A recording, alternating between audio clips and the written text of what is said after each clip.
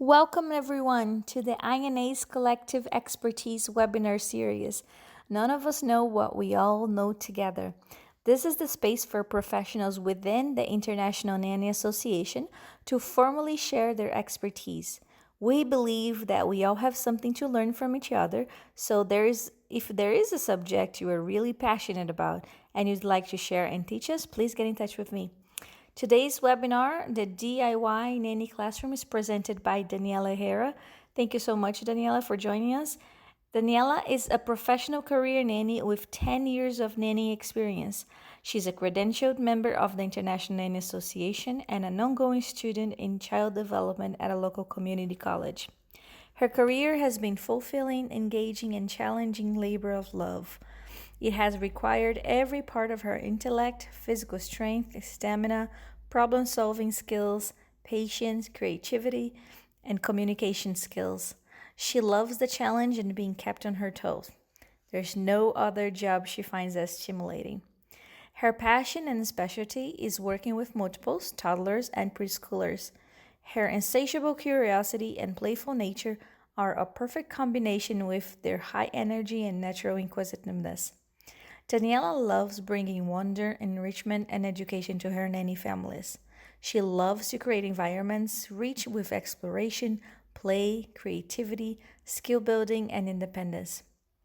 In recent years, Daniela has become more committed to learning about education and lesson planning. She continues to attend trainings, conferences, workshops, webinars, and online courses. She also continues to serve families and engage in new adventures where she lives in Round Rock and Austin, Texas, where she's a wife and a poto mom. Thank you all for joining. Daniela, you can take over now. Well, as it said, I'm Daniella Herrera, and I've been in the industry for about 10 years. So thank you so much for joining me today to see my presentation on the DIY Nanny Classroom. Excited to show you my brain children. So as my bio said, I really like to work with children in the toddler to preschool age range. And that usually means that I am seeking out families who have small children that have not yet entered preschool or kindergarten. And that has created a lot of opportunity for me to offer curriculum and really explore different ways to bring education in. And what I mean by curriculum is I pick a theme and I execute it for a week to 2 weeks to a month. I do this because it's stimulating, it's fun, it sets a goal that helps my sanity and helps me get through my day. If I know that the week is about things that go, then when I go into Pinterest, that whole plethora of activities becomes more manageable and I can single out things that go and I will cater all the different developmental areas I'm trying to hit to that that theme. And it's really fun for the kids. It's really fun for me. We learn a lot of stuff that we didn't know before, like what a baby ladybug looks like. Another reason I do it is it gives me a competitive edge against the other nannies in my area. Something about me is, as my bio says, I'm working towards an associate's degree, but I don't have a degree, and I really don't have a lot of time to go after that associate's degree. And it's not really a mountain I want to climb at this point. Time is precious, and I like my job. So I am competing against nannies who might have a degree or nannies who have more experience. And one way that I can do that is to be very intentional with what I do with my children, to be very visible with what I do with the children, and to make myself stand out. I'm in a college town, so I have a combination of seasoned nannies versus nannies who are doing stopgap careers, stopgap nannying until they get into their other career. So I'm going to show you today one of the devices I use to help me with that curriculum. It is really cool, I think. It has been very fun for the kids to use, and it's really impressive for my bosses. They see it, and they see a nanny who is very intentional. It makes, when you put them all together, it makes it look like a little classroom. And what I find valuable about being visible is we as nannies know that we don't need all this stuff to educate our children. We can teach them organically. We don't need flashcards. We don't need these boards. We teach them on the go through our interaction. Parents don't know that necessarily, especially if we're the ones raising the children. We have to help them see that. So when we make it evident to them, this is ammunition for our annual review, this is content for our portfolio, and this is also something that pushes us up against maybe some competition who is not doing it. So, see if I can screen share. Before I continue, are there any questions? Can everyone hear me?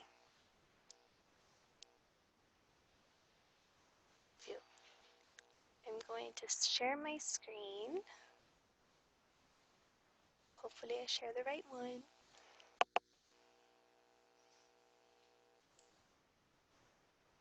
Okay.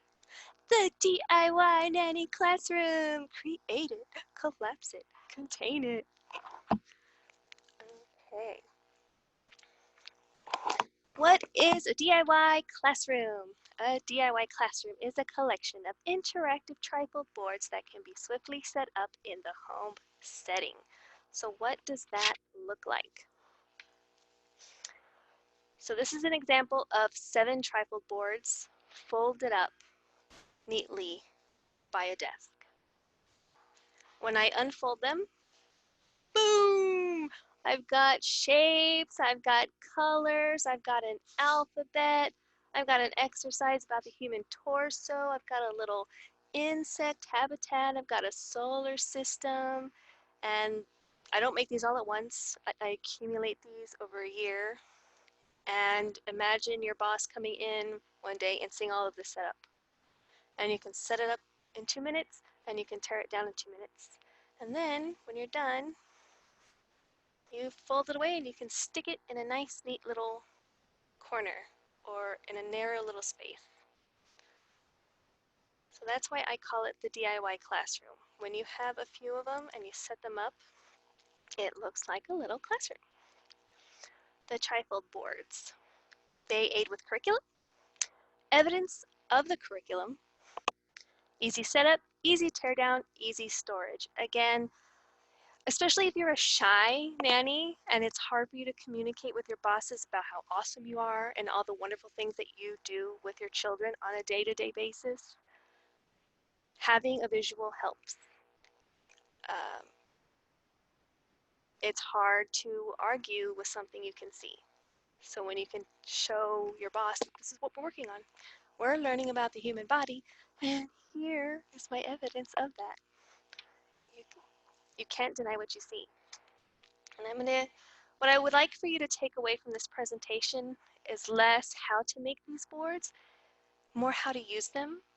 And I'm going to tell you how I use them, what worked and what didn't work, so that when you make a board, you'll have an idea of how to make it successful for you if you choose to use it.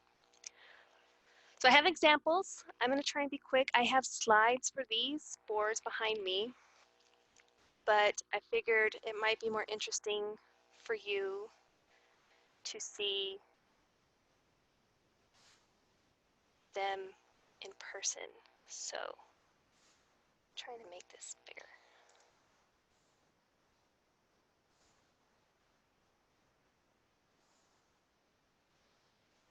Okay. So this was my very first trifold board. It is, can everyone see me, first of all? No, we are seeing your Zoom screen. So I Okay. think if you go back, you need to stop sharing. Okay, so stop share. I can probably do that. Okay, there we go. Okay, so now you can see me? Yes, sorry, I muted before I did All that. right. Okay. So this was my very first board, and I created it because when I began my employment, my children were 1.5, and the eldest had just turned 3. So I was doing the human body, and I was limited on what I could do sensory wise. I had the Montessori little organs, but the children were still very mouthy, and so I had to watch them very carefully. I had the red water beads for blood cells, but the children, again, were still very mouthy.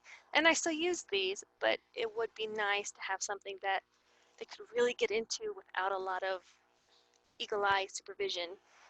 But also, I could read them books about our organs and the things inside of our bodies, but it wasn't as effective as getting your hands into it. I happened to stumble upon these templates off of Teachers Pay Teachers, and I'll cite the source for you later. And I printed them, I colored them, I cut them out, and I laminated them. And here's what it looks like. The first layer are these sensory organs. So your activity can be around the senses. You can do taste, smell, touch, sound. And then the children like to put it on their face. And then you can put objects out. You can put, the apple, you take the mouth, put the mouth out, or you put perfume, the nose. So that is the face. Then you have the skeleton. The skeleton is a lot of fun because the children could take it off and they would follow me around like that. And they could feel within their head, and then they had something that they could look at and touch at the same time. And then they could also put the two and two together. They could feel their eye socket and then see the hole. They could see their teeth and then see the jaw. And then you have, the rib cage. You could compare and contrast skeletons with animals. You can talk about, do a unit on safety and why you should wear helmets. You can do a unit on disabilities and how our bodies can form differently and maybe not have all the bones from birth or because of accidents. And you take these off, and then you start getting into other organs. So you have the brain. You can start talking about emotions. You can talk about how your brain responds. You can play head, shoulders, knees, and toes and see how quickly they can do it. Simon Says, how quickly they can do it. Talk about sensations and how the brain plays a role in that. Here's the lungs. You can actually go on Pinterest and find ways to build lungs, like models of the lungs. And these were really interesting when my 3-year-old swallowed water the wrong way and she got that pain that you get when you swallow things strangely. I could actually explain what had happened, and it actually helped calm her down because then she understood the science behind it. And then we get to the favorites, which are the digestive organs and all the organs underneath. Again, I talk about visibility when it comes to curriculum. What I liked about these organs, not only that the kids loved them, but they would explain to their parents at dinner, these tiny little children, how their food was digested. Mainly because they really wanted to get to the part to explain how your poop was made. They really liked that part. But they would start all the way from the skull. They would say, you munch, munch, munch, and you munch, munch, munch, and it goes down your esophagus, into your stomach, and they'd explain how it goes through your small intestines, and they'd explain where the intestines were, through the large intestine, and then it goes into your colon and turns into poop, which goes out through the anus when you push it out on the toilet, which was very effective for potty training because they had a scientific understanding of where their poop was coming from and why it was made. They were also very fascinated with the bladder. The 2-year-old, even though he was not verbal, he could still point. If you asked him where's the stomach, he could point to it. If you asked him where the kidneys were, he could point to them. With what words he did know, he could say pee, because this is where he pee is, pee. Or he could point poop. And he could match the organs to where they were in his body, especially with the kidneys. Those were easiest to find, and the heart. So that, and then everything can be torn off, which is pretty necessary when you have small children. It has to be interactive when they're that little. Otherwise, you're going to drive yourself nuts trying to keep it from being damaged. So what worked about with this is that it's a very dynamic board because I can use it for a variety of body-related themes. I can go anywhere with the human body in different sub-themes. I can even go into nutrition and how nutrition keeps our organs healthy. I can go into hygiene and how doing things like picking our nose or not washing our hands can make our organs sick. And the fact that it can be torn apart and interacted with, it just gives you that hands-on experience that you won't necessarily get just reading the book. And this board is 4 feet tall. The children were 2 and about 3 feet tall. So imagine being that little person coming face to face with this board, learning about anatomy. What didn't work, and what could be a downside, is this board is kind of creepy. My kids were not creeped out by it, but it is a creepy board. So that is a possible downside. Also, I had to teach them how to put it together. So it's not an independent activity. It's something they would have to learn with you, or they had to learn with me. So if I had wanted them to learn how to do it by themselves without my direction, which would be unrealistic for their age group, I would have to provide a guide, which I did not do. And also, what I've learned from this board that I've done with boards after this is I usually put a pocket, a folder of some kind, so that when I take things off and don't have time to put them away, I'll just stick them in the pocket and then I can just fold it up and go. So that is my human body board. So that's my most successful example. That was example number 1. I was very happy about it. It was a big hit with my kiddos and it looked really impressive for me. It made me look like I knew what I was doing, made me look like I was a genius about anatomy. I looked like the bomb. So, what else do I have in my slide presentation? Actually, before I do that, are there any questions?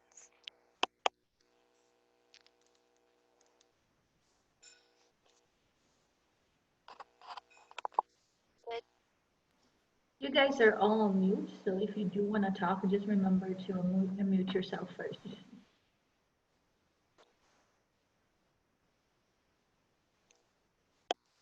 Okay, so I'm going to share my screen again.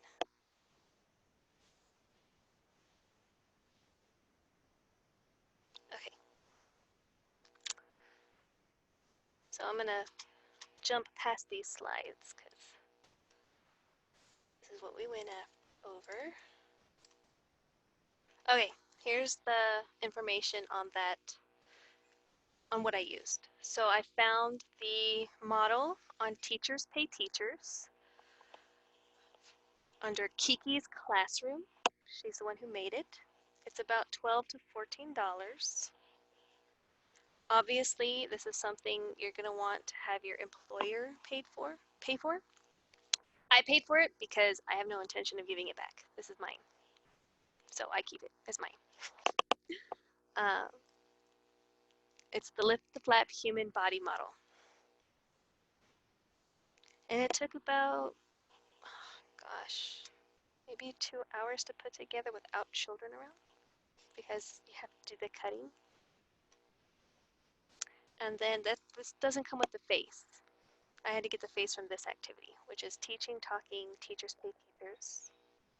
It's $4.50, my 5 senses, which is a completely different activity. I just melded them together.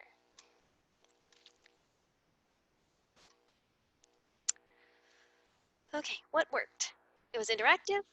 The intention was obvious. I tried to limit my board to one subject at a time because children's attention spans, especially in the age group of preschool and younger, are short. These boards are not meant to keep their attention as toys. These are teaching aids. They are akin to a bulletin board, a chalkboard, a felt board. They're not meant to be toys that you pop them in front of. So when I have their attention, I want it to really grab them. I want the purpose to be crystal clear, and I want to get it done. It was age appropriate, so it was not a choking hazard for them. It's something that they could understand. It was dynamic. It was dramatic because of the size. It was durable. These trifold boards are thick and they can be climbed on and kicked around, not indefinitely, but they can survive a beating pretty easily, more than a poster could. And it showed my boss that I went above and beyond, even though that was not my intention at first. I just thought it would be cool to make one. What didn't work? I didn't have a guide. I didn't have small part storage. I used Velcro, and on a different board that was not this one, if you make the Velcro too small, when a child is still developing that gross motor, um, they're still getting that down, it can be hard for them to coordinate their arm to match the Velcro together. So if it's a small piece of Velcro, they might have a hard time with that. So if you make it too little, they'll get frustrated, they won't do it. This one was just on the cusp, and I used Velcro dots for this one. And the tips: limit each board to one subject. Draw your design on a template first, and I'll show you what that looks like in a little while. Keep it age appropriate, and don't use materials that you care about, because the children are going to want to destroy them, just as they destroy everything that they get their hands on. Other boards that worked. Okay, so this is another board, and I have this one behind me too. The colors. So what I like about this one is these are not detachable anymore because the children got older, so I glued them on. But when they were younger, these pockets were attachable with Velcro, and they could take the pocket off entirely, and then they could just reattach it. And the pocket is a page protector that I cut in half, and I sealed it with a lighter to make more pockets. And I put Velcro on, I stuck it on there, and then you can put things inside of it. So I would assign a color to each pocket, and then I would have a separate stack of additional flashcards, and you can match. Let's say you had a blue flashcard, you find the blue pocket, you put it in there. If the flashcard has a blue jacket, you put it in there. If the flashcard has a red pencil, you put it in the red. So it was about color coordination. Again, this is a 4-foot tall board, so they have to use their full body. I had it on bowls on the bottom, so they have to bend down, pick it up, put it in, fine motor skills to peel the little pocket bag and to coordinate into the little slot. And because they're little, want to tear everything apart. This was detachable at one time, and then these letters come off so that they can destroy something basically without destroying it. And it helps them with letter recognition, at least the little guy. This was mainly designed for the little guy, for the 1.5-year-old. But what I like about this board is I could make it more challenging for the older child. I could put several different types of flashcards out and make her, or offer her the opportunity to try and sort a bigger quantity of cards. With the little guy, and maybe just give him a set of 2, and I might have to help him by handing him a card at a time. So that is the colors board. Again, if you have any questions, just type it out or stop me. So that was one. I'm going to show you the next one.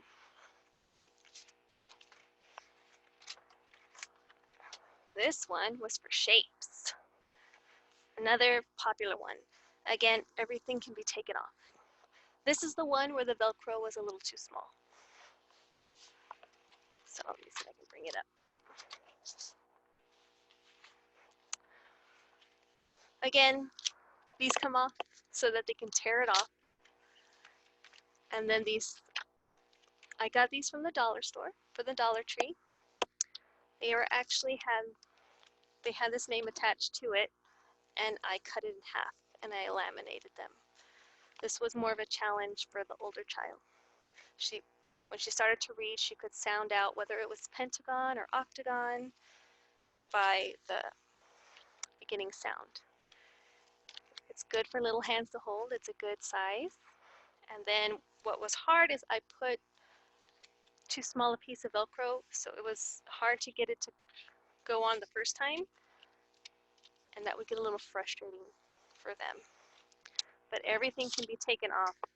And what was good about this board is not just the fact that it was interactive, but the shapes are cute. And they have faces. And they just look friendly. They look like they want to be your friend. You want to play with them. They look like fun guys. They're in happy colors. They're very simple. And I don't think you can see that I can lift it up. There's a pocket on this one for storage of the pieces. So those were two of my other successful boards I was very proud of. So I'm now going to go on to my not successful boards and why they were unsuccessful, my failures. So before I do that, again, are there any questions about my happy successes?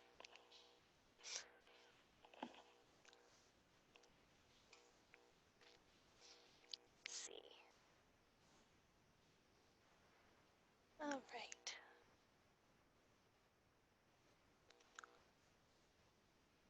I'm going to share my screen again for the boards that didn't work. At least I think I am. I'm not going to share my screen because I'm going to show you the next one. The boards I'm going to show you, the reason they will not have worked, there are going to be various reasons. Either they're not going to be age appropriate, they're not going to be well organized. I'll have to show you a slide for that one. They'll be too ambitious, or the materials will be too fancy, and I'll be too protective, such as this one. This is a nice, pretty calendar. Let's see if I can. Nope. This is a pretty calendar that I got from Teacher Heaven. It's very nice, very fancy. It has the seasons, and it has sunny and warm for the weather, and has very intricate calendar with all the dates that you can take off. It goes all the way from 1 to 31, and they're attached with Velcro. Everything's Velcroed on. And then over on this side, it says days of the week, and today is, and tomorrow will be. And then I have pockets on this side to hold all the miscellaneous pieces. It's beautiful, but the materials are nice, which means you get into that zone of, that's not what that's for. Oh, no, no, no, no, no, no. Don't do that. You might tear it. You get a little protective of it because the materials are nicer. You don't want to do that. You want to be cheaper so that if it gets ripped, which it probably will because there's children, or it gets sneezed on, you're going to be okay with it. You're going to let it slide. You don't want to change the energy of this learning experience. So that was one reason it was not successful, is the materials were just too precious to me. I didn't want to share it the way it should be shared. The other reason, the color's not very inviting. It's black on black. Meh.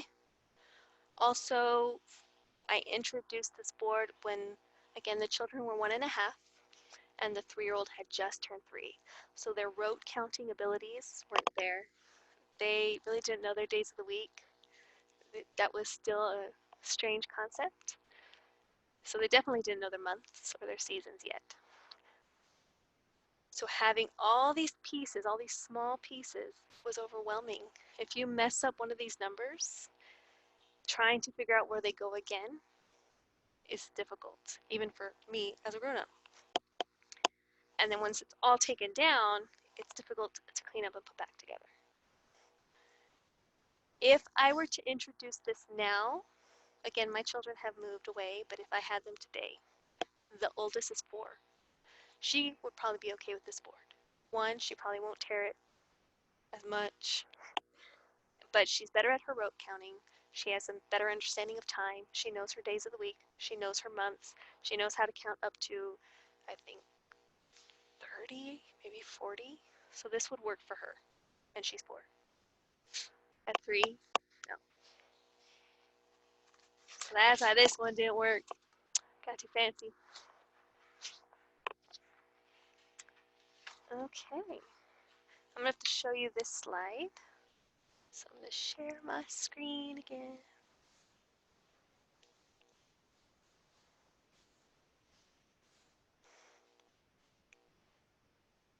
Okay. Hopefully I shared this with you. You should be seeing what is supposed to be a board about the water cycle. This was unsuccessful because it's ugly. It's because it's poorly planned. It's ugly because it's poorly planned. It's endearing because they scribbled on it, and I love them, so their scribbles are sweet, but it's an ugly board. There's no clear design. I managed my time poorly. It's not interactive. It has no interactive elements. I got that poster from the Dollar Tree. I probably should have cut out the clouds. And it's fine if the children help, but if I did it again, I would have done all the elements that I needed to be done well, and I would have found something that they could help with that would have still made the board functional. But also I would have tried to do it during hours when they were sleeping so that it could actually have interactive elements. Because they really liked the topic of water cycle, and they did not use this board. It's not fun. I get bored just looking at it. I don't even like it. So it was good for pretend play and other things, but it was not interesting. It didn't capture our attention in terms of explaining the water cycle. Let's see what's next. The next few are going to be boards that were too ambitious. My children were moving, and I was letting them do a free-for-all theme month. And I was being ambitious, and I decided, you know what, we have all these different themes going on. I am going to be super awesome and make 3 interactive boards where I am going to cut out a solar system with detachable parts, and I'm going to cut out bugs that I can detach from the bug habitat, and I'm going to hand cut intricate vibrant coral for a coral reef board. If you try to intricately cut out coral, it's going to be a bad time if you're on a time crunch. So I'll show you those. There's not much to show. Here's the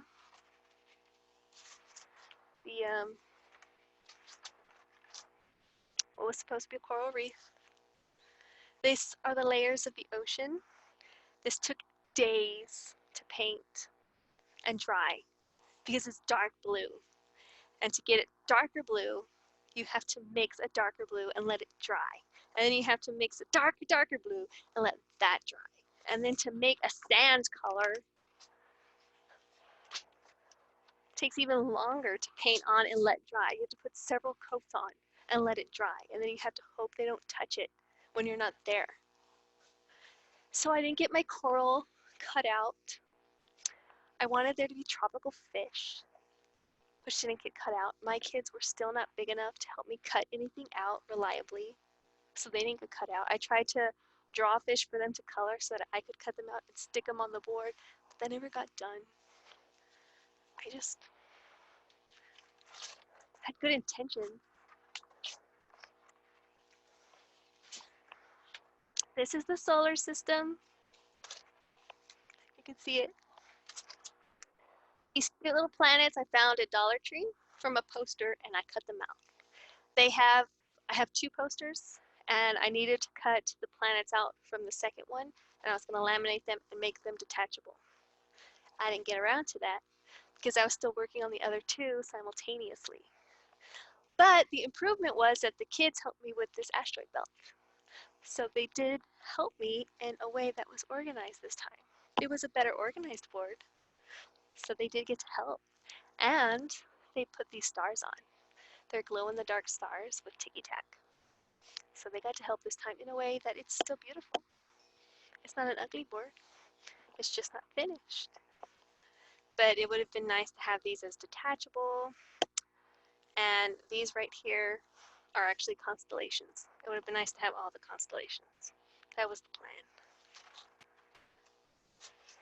And I was also hoping to have some satellites in there too.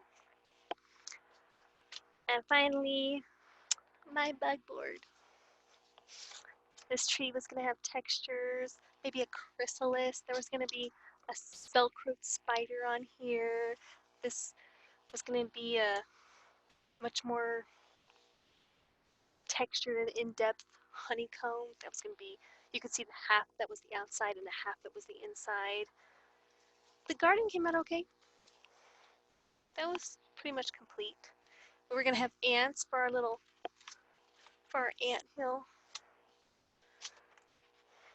I had I had big plans. I had big plans. And instead of one awesome interactive board, I got 3 unfinished projects. They're not ugly. It's not a complete waste. But if you give yourself enough time, you don't have to get several boards done at once.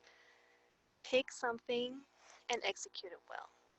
And that's what matters, especially with something like this. If I gave myself a month, under normal circumstances, give myself a month. You know, the kids like bugs. We could do that for a month. Let them take their time in making the bugs. Slowly add things in. This will be a beautiful board that we can do together. And we don't have to get it done quickly. So, let me see.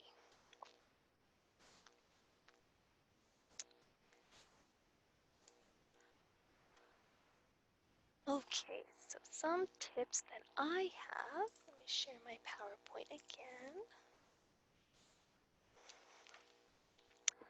Simple boards can take 1 to 2 hours to make, sans children underfoot. Intricate boards can take days. And if you really pace yourselves and do it justice, maybe a month. Intricate boards with children involvement can take weeks. As I said, we can take several coats of paint to make colors show up and several days to dry. So let's get into how I make the trifold boards. Daddy, how am I doing on time?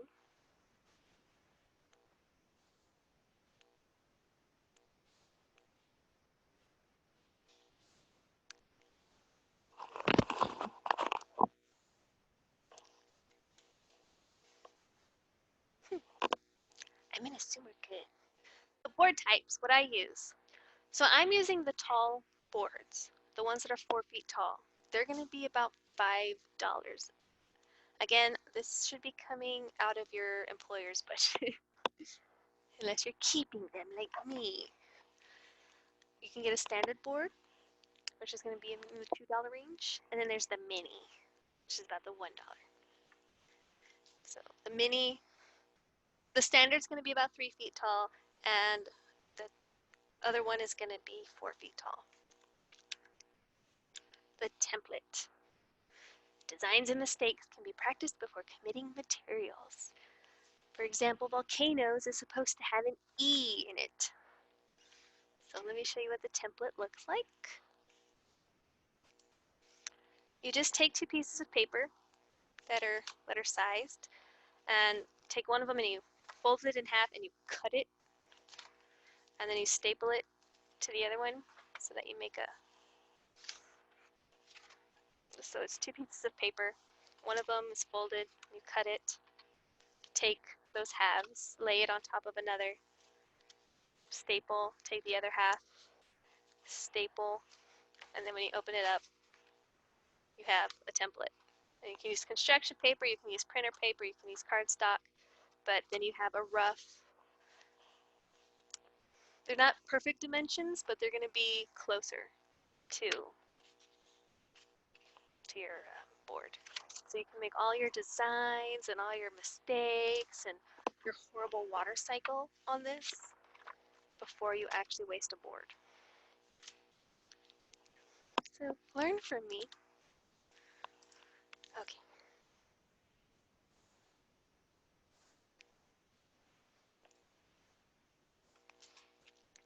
Let's see.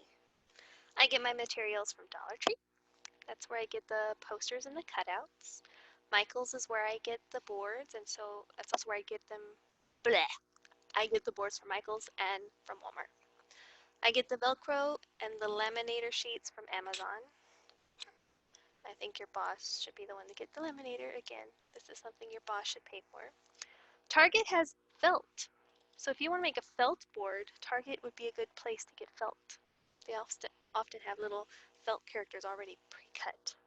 And then your handy dandy recycle bin is a great place to find Amazon bags and bark and cardboard and all kinds of goodies for texturing your board. The things I use the most are the glue gun, double stick tape, glue stick. I don't use the liquid glue because the liquid glue takes forever to dry. And they eat it. They try to eat it. They try to eat the glue stick too, but it's more manageable. Paint, more or less, Velcro, sticky tacky, construction paper, and art pens. Possible challenges. Storage. These store very easily, but you still have to take into consideration where you want to store them. Cost. Again, I paid for mine because I want to keep them, but this is something your employer should pay for. If I were going to do another family, they would be paying for them. Disposal. They are recyclable, but make sure you have a way to get rid of them. Another possible hazards is they can be a choking hazard, depending on what you put on the board. It is cardboard. The small children can tear things off. If you put bottle caps on it, the child can tear things off. The child who has teeth can nibble off paper and eat it. If you are using sticky tacky, the kids pretend it's gum. So you have to be aware of the choking hazard it causes. And damage. Again, don't use fancy materials because they will tear it, they will bend it, they will crinkle it, they will chew on it, they will sneeze on it, they will spill food on it, they will sit on it naked, sometimes before you realize that they haven't wiped their butt. They will get it wet with mysterious liquids and they will climb on it. Unexpected uses. Now this is one of my favorites. I brought these in to create an educational experience, but we got some other really cool uses out of them. One was we made walls. Again, they're big. So I put Velcro in between them and we could pull them out and attach them to each other. And I had some spare ones. And I would cut windows into them. I would cut a door and I even cut a dog door so they could pretend to be dogs. And we just set them up and they could make a house. It could be a castle. It could be anything you want it to be. It was an open-ended toy. We made a fort outside because we didn't have anything else to make it on. So we just grabbed some boards, took them out there when it was not a windy day. If it's a windy day, then you're out of luck. But if it's not a windy day, you can make an outdoor fort with these. Mazes, tunnels, and lions' dens. We, over the course of the year, I had several of them. So we started by making a table fort, which turned into a chair tunnel, which then got sectioned off by these boards, and it became like this whole maze tunnel structure that they deemed was a lion's den, and they pretended to be lion cubs, and they crawled in and out of it, and it was a lot of fun. They played with it for about 30 minutes. My unsuccessful boards that were not interactive were still really good backdrops for our toys. My coral reef was still a good home for our coral reef toys. They also make good doll houses. I took a tripod board, I cut it in thirds, and in those thirds I cut little windows and I cut little doors, and it made my life easier because I would make these beautiful dollhouse creations out of blocks and Legos. And what would they do? They would come in and they would destroy them. And to save my sanity, I just had this aha moment. And I cut these boards, and it was a lot of fun because you can color them, you can make them any size. We had some for little dolls, and then we made one size bigger for the 12-inch dolls. And these little squares on the bottom were picture frames that we could draw the pictures inside of them. So what's next? What are some other ideas I have floating around in my brain? I'm gonna make a volcano one. There's rock cycle. I want to redo the water cycle. Layers of the earth. It'd be cool to make an interactive ant farm. I want to make a layers of the soil on a mini board. A puppet stage would be cool. A felt board. I want to see if it's possible to make an inside of a car engine. It can go anywhere with this, honestly. Your imagination is the only limitation. So in review, tripod boards can be a nanny's portable classroom. They can be set up and torn down quickly. They create interactive experiences. They provide tangible evidence of education. They're used for pretend play. They allow for open-ended creativity. They are collateral for the annual review. We as nannies often are not allowed to take pictures of our kids and post it on social media. But you can take pictures of your boards, and you can take pictures of their back of their heads and their little hands playing with them. And you can use these pictures either on your social media, or you can print them out and put them in your portfolio. And that is evidence of what you've done with your children for your next interview. So it is collateral for your annual interview, and it is content for your professional profile and for your own marketing. To say, this is why I'm awesome. Look at this awesome board I made. And this is how my child interacted with it and how they learned from it. And that's the end. So I am open for any questions you have, or if you want to see another board again. It is up to you. Thank you so much, Danielle. That was so awesome. I really enjoyed. So, and I love that you also showed us what didn't work. So thank you so much. I think it's great. I mean, it's still awesome if you learn something, right? So Mm-hmm. they're not failures. So it's awesome that you share that with us. So, folks, if you do have questions for her, just I can unmute you, or you can unmute yourself. I'll let that. I've been muted. My dog might be sleeping, but it was very loud here, so I was glad I was muted, and you guys understand how it is. So, if you do have questions, you can type on the chat box in there, or you can also unmute yourself and go ahead and ask Daniela.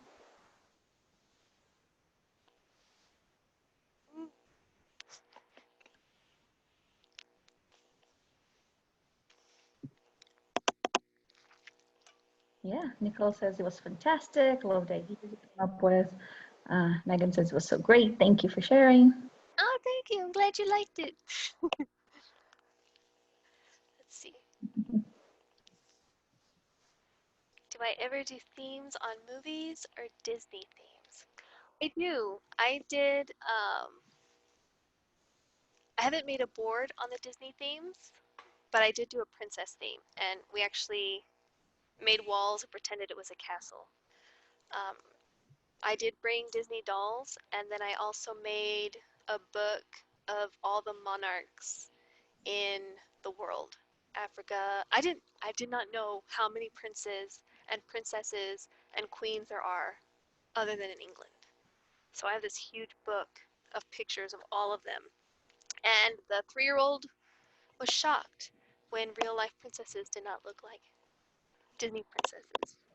So we did do that. Yeah.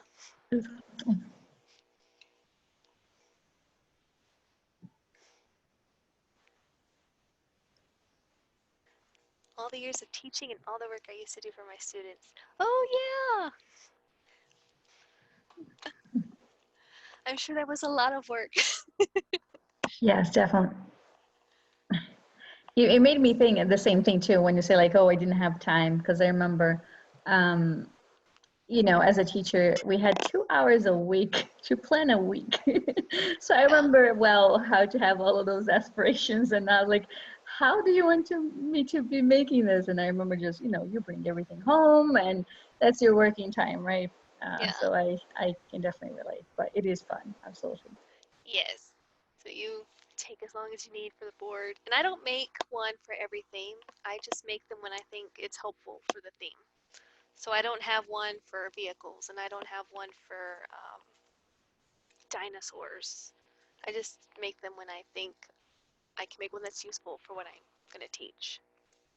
Hmm. That makes sense. Oh, Anna saying about teaching was fun, but endless hours. Yep, I remember. All right, guys. Anybody have any questions? We're gonna end shortly. Well, Yeah, thank you for joining me, everyone. It was my first presentation, so yeah, you did great. glad Well, you thank you. joined me. Yeah, thank you so much, you guys. Thank you so much, everyone, for joining. And as I said, this is the expertise, the collective expertise series, webinar series. And it's for everyone in our INA organization, all members. So if there's something you're very passionate about, something you do with your kids, you are most definitely welcome to submit and just come talk to me. So my email is sup like sup tati thaty pretty easy at gmail.com. You can also hit me on Facebook, and I would love to schedule and have you presenting your expertise with us. All right, I guess if nobody has any other questions, that's all we've got. Thank you so much, Daniela. That was Thank really you. amazing. I Bye, shall like guys. it. Good night. Bye.